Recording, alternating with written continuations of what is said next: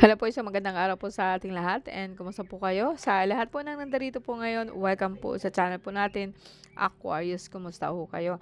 Well, nasa last sign po tayo ng ating air sign, Aquarius, no? So, be reminded lang po guys na hindi lahat po ng Aquarius may sakit. So, ito lang po mga tao po na may nararamdaman, pwede po kayong manood sa akin, pwedeng please po makinig po kayo sa dasal para po kahit papaano po maibsan po ang nararamdaman ninyo. And yes po no, Aquarius, January 20 hanggang February 18 no, para po sa inyo ang reading na to. And this is segment number 2 or pangalawang tawas po sa taong 2026 no. So let's begin by praying. I believe in God and our Father and dasal po ng ating Jesus Nazareno. So please po isipin po natin ang mahal na araw na nakatutok po sa ating noo, no, para makapasok po siya sa ating katawan po, no, kasi yung katawan po natin ang may nararamdaman and sa pamagitan po ng ating kaisipan, no, makakapasok po siya, malalaman po natin kung ano po nangyari po sa atin, no. So Aquarius, January 20 hanggang February 18 para po sa inyo, ano, makinig po kayo sa dasal. Cristatim Hisum Christi Pater Salvame, Cristatim Hisum Christi Pater Salvame, Paternum Deum Christum Solimi, Cristatim Christum Igosum, Jesus Nazareno, Religious Christum, Di Pronos, Sutrostrum, Om Eminit, Salvame, Salvame, Om, Salvi Igosum. Sa lahat po ng mga nandito po ngayon, no, basbasan po kayo ng ating Diyos Ama, Diyos Anak, and pagpalain po kayo sa pamamagitan po ng kanyang pangalan, Yadhay, Babhay. Okay, guys, kumusta ho kayo sa lahat ng Aquarius? Pasensya na kayo sa aking boses. Kaya po, alam kong marami po ang nakaabang sa ating upload. Pero talaga pong, nawalan ho ako talaga ng boses. No? So, pasensya na at iinom muna ako, ha?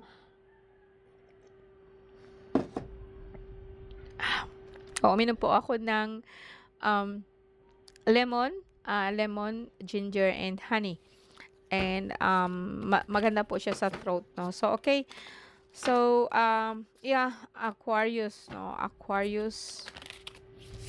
Dito ito para hindi ako makakalimot. Aquarius.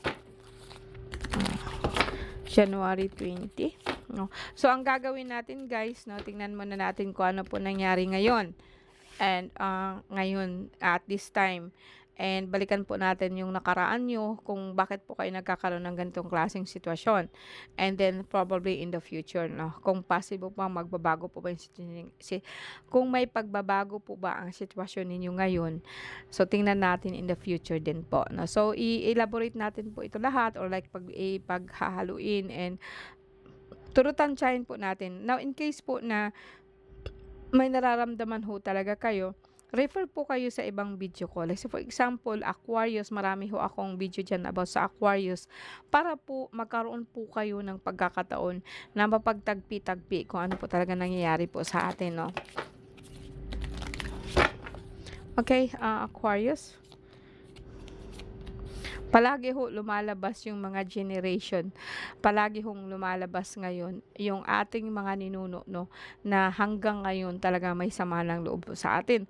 Or may nangyayari ho sa kanila na hindi pa rin nasosolve hanggang ngayon. Okay? So, sa lahat po na nandito po ngayon, no, like Aquarius, hindi po ako masyadong nag-aalala sa inyo. Alam ko na may nararamdaman kayong parang masakit ang dibdib or madaling mapagod, no? And I would say na mga ano niyo yan, mga gabay ninyo, mga gabay, mga abay, like mga magulang or sabihin po natin na mga ninuno po natin na pumanaw na, please po nagugutom ho sila, no? And sa mga hindi Katoliko, no? And we are thinking na ang ating espiritu hindi kumakain. Lahat ng nilalang kumakain. And lahat ng nilalang nagugutom. So, kahit po sabihin po natin they are espiritu, kumakain ho talaga sila. no? Pagdating sa engkanto, pagdating ho sa tinatawag po nating kahit po sa mga masasamang espiritu kumakain ho sila. So, kung minsan po kaya po nagkakaroon tayo ng problema sa sugar, pero hindi ikaw 'to ha, kasi nakikita ko dito like masakit lang talaga ang dibdib mo, 'no. So, hindi po ikaw, ang gagawin ko dito mag-alay kayo. Now, paulit-ulit ho ang tanong, paano ba mag-alay? Now, naalala ba ninyo ang ating mga magulang noon na 'pag kumakain, "Uy, kain na kayo," 'no, "Uy, dito po, dito kain kayo," 'no. Nawala na kasi yung gano'ng klaseng tradisyon na 'pag may naghahain yung nanay natin, habang hindi pa dumadating yung mga anak, yung mga bata, kasi gano'n si mama no'n 'no, "Kain na kayo, kain na." Actually, akala natin tinatawag niya tayo, pero actually tinatawag din nila yung mga hindi po natin nakikita, 'no. Kasi sa atin, kasi sa totoo lang, kahit sabihin po natin na nauna silang kumain, yak, parang sabihin mo, "Kako kinain na nila yung kinakain nila, kinakain mo din." Amoy lang naman nun ang kinakain nila, yung parang amoy lang nun, nabubusog na po sila, 'no, unless makapasok sila sa katawan ng isang medium tapos makakakain po talaga sila. Pero pagbigyan mo po sila, kasi pagbibigyan po natin, marami din tayong blessings. Kasi dito kasi sa'yo, parang lagi kang nagugutom, lagi kang pobre, lagi kang walang pera, kasi hindi ka at least hindi mo naaalala yung mga ninuno mo. Bigyan mo sila. Kung hindi ka makapagbigay ng pagkain, barya, puwede po 'yun. Yung pera mo, puwede 'yun, 'no? Yung pera po natin actually kapagka ibigay mo 'yun, kahit yung mga barya-barya lang, o sabihin ninyo, "Oh, wala ho akong dalang pagkain, puwede po kayong kumain, puwede kayong bumili nito." 'No, hindi naman nila madadala 'yun, pero yung espiritu nun, or yes, like something, yung parang ang energy po nung pera makukuha po nila, makakabili po sila, makakain ho sila. And, ito kasi talagang pinapaliparan ka ng, mahal mo sa buhay na yumao, 'no. Mayroong sa bahay ninyo mismo, merong mag-asawa diyan, isang matandang babae, isang matandang lalaki na hanggang ngayon talaga po sobrang gutom nila, 'no. Ito yung nakikita ko sa iyo guys, kaya po minsan ang sakit ng balakang niyo, lagi kang nagugutom, lagi kang walang pera. Matuto kasi kayong magbigay, 'no, matuto kayong mag-alay. Kumbaga 'pag sinabi nga, "Uy, kain na kayo," alay na 'yan. Tumatawag kayo para po hindi lang yung mga tao ang pinapakain niyo. Kasi para may blessing ba, 'no? I don't know if mostly hindi ko na 'yan, may mga tao talaga na nakikita ko na hindi marunong mag-aya ba, 'no? Hindi marunong, basta pagkain, kain lang sila, 'no? Hindi kasi gano'n sa amin, kahit mahirap lang kami. Noon kahit kanin lang. Tapos lagi na 'yun sa amin na may sobrang pagkain sa kaldero, kasi just in case, 'di bale na kaya sobra kaysa magkulang. Alam niyo kung bakit? Dahil po 'yun sa mga hindi nakikita, na nakikikain man, 'no? So, give and take pa, 'no, pero 'pag gagawin ninyo ito guys, madali lang humaalis yung mga nararamdaman niyo. Ito yung nakikita ko sa Aquarius ngayon, alright, 'no? So, in the past, 'no, puwedeng sabihin natin, tingnan natin. Hmm, in the past, 'no, eto nga, oh, makikita ko gutom na talaga sila.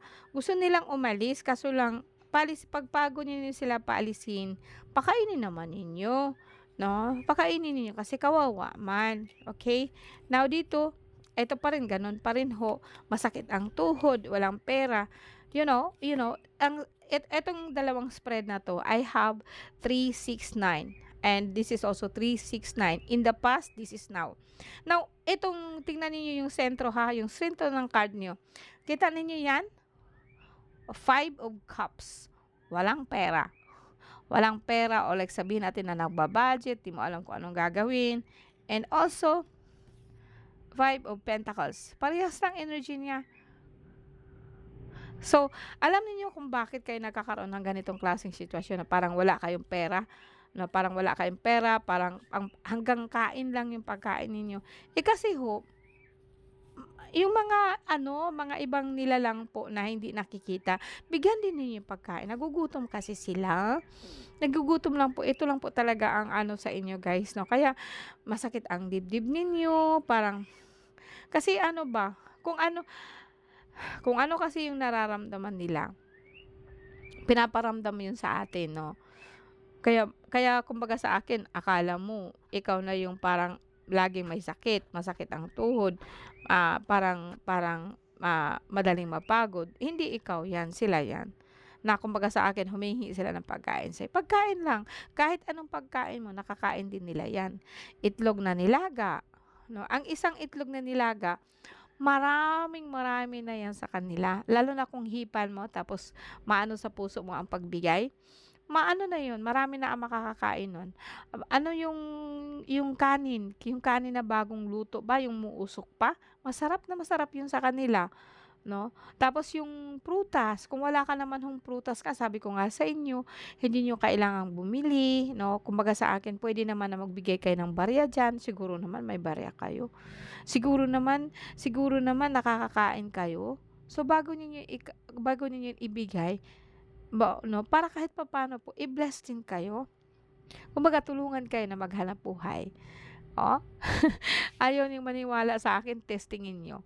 Testingin niyo talaga yung kusang magbigay kayo. Saka 'pag ibigay mo yung itlog sa kanila, lalo na po 'pag may nararamdaman ka, gutom na gutom ka, yung lagi kang nagugutom ba, ibigay mo yung itlog sa kanila, kasi mainit siya, mainit na mainit, umuusok pa, 'no.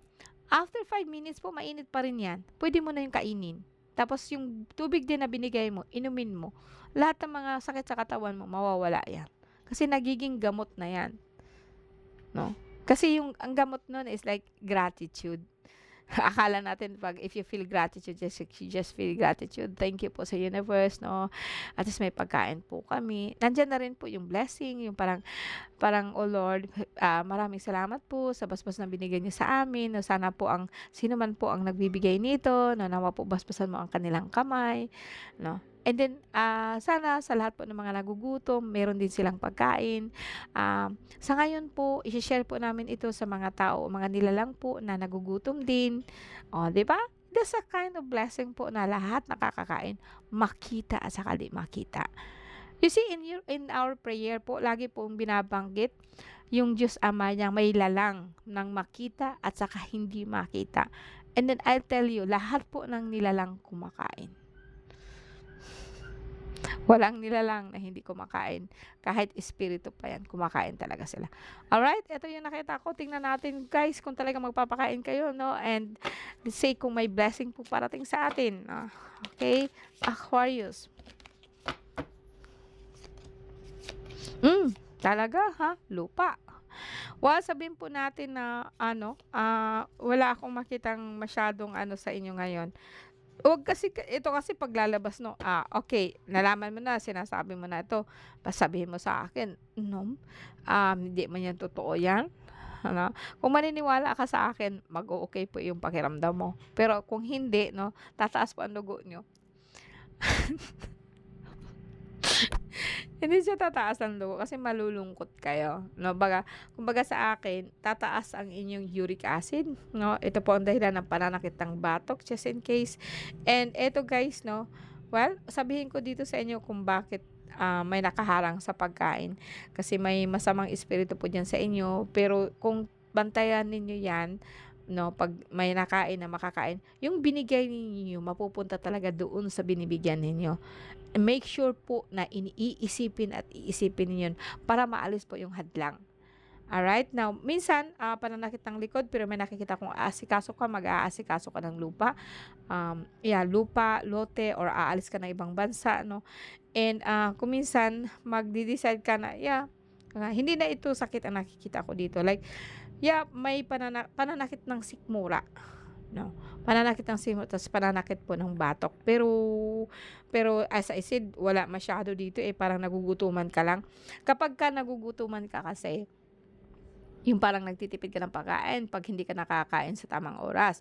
Ang lalabas po noon talaga is, uric acid. Yung parang tataas po ang uric acid ninyo, nagiging acidic ho kayo kasi hindi ho kayo kumakain ng tama or hindi niyo binibigyan ng yung pagkain niyo oras 'no, sabihin po natin na kahit anong kain niyo, hindi kayo nakakaramdam ng kabusugan. Bakit? Dahil nga po sinasabi ko sa inyo, minsan 'pag kumakain kayo tapos hindi kayo mag-alay, sila ang nakain. Akala niyo kayo nakain, yun pala sila. Pero ang ano yun, ang physical nun mapupunta sa katawan mo, pero yung espiritu, ang lakas ng kanin mapupunta sa kanila. Well, I'm so sorry kung bakit ko nasabi yun kasi ito lang kasi nakikita ko sa inyo guys, no. Maybe in the future magto-talk pa tayo about that, about sa elemental and papaano po mag-alay po sa kanila ng tama. Okay, maraming salamat po sa inyo and have a good evening. Maraming salamat Aquarius. See you again next time po. Bye.